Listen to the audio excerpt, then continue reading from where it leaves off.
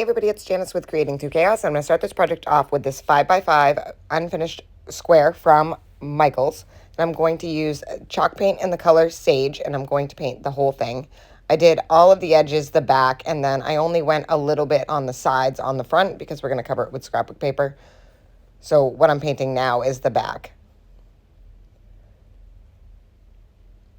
And I just did one coat. I didn't mind if the wood showed through. And as you can see, I only did the edges on the front. Then I'm going to take this scrapbook paper that I got, I believe it was at Joann's or Hobby Lobby, one of the two. I'm just going to trace that out and then cut it out.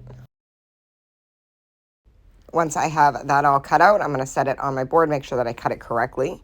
And then I'm just going to Mod Podge it on. Do a quick coat of the Mod Podge.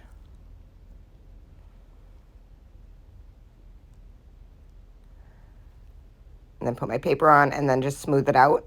And then I'm going to let that dry for a few minutes. I use my heat gun to help dry it faster. And then I am going to take my hand sander and I'm just going to sand off all of the excess on the edges. And I went around the whole thing, kind of trying to pull some of that wood color back through. Once I had it all sanded, I am going to take my applicator and put some of my antique wax around the edges. Kind of give this a little bit of a rustic look.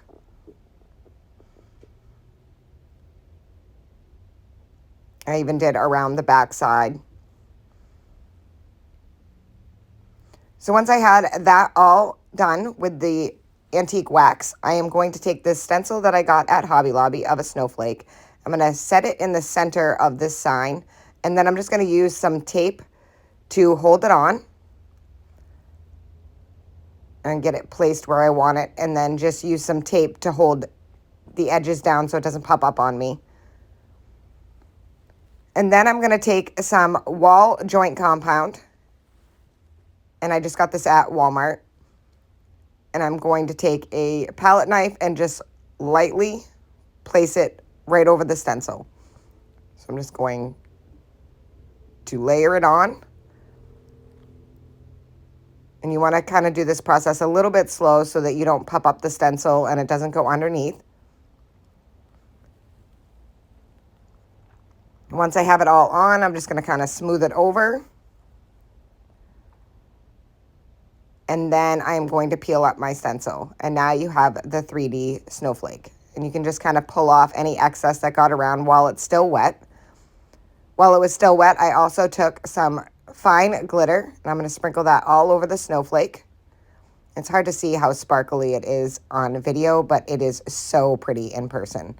Next, I'm going to take some Mod Podge and just a small brush, and I'm just going to kind of go around the edges, and I'm going to avoid getting it on the, the actual edges of the sign. I'm just kind of going along the edge of where the paper is. So as you can see, I'm just kind of lightly dabbing it along all of the edges.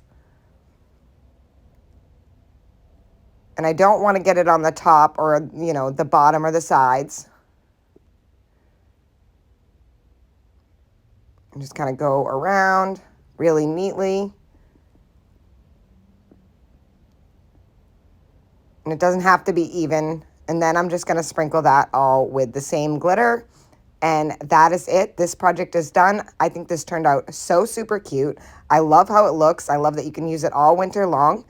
I love the look of the rustic look with the white snowflake with the sparkles. I just think it came out so super cute.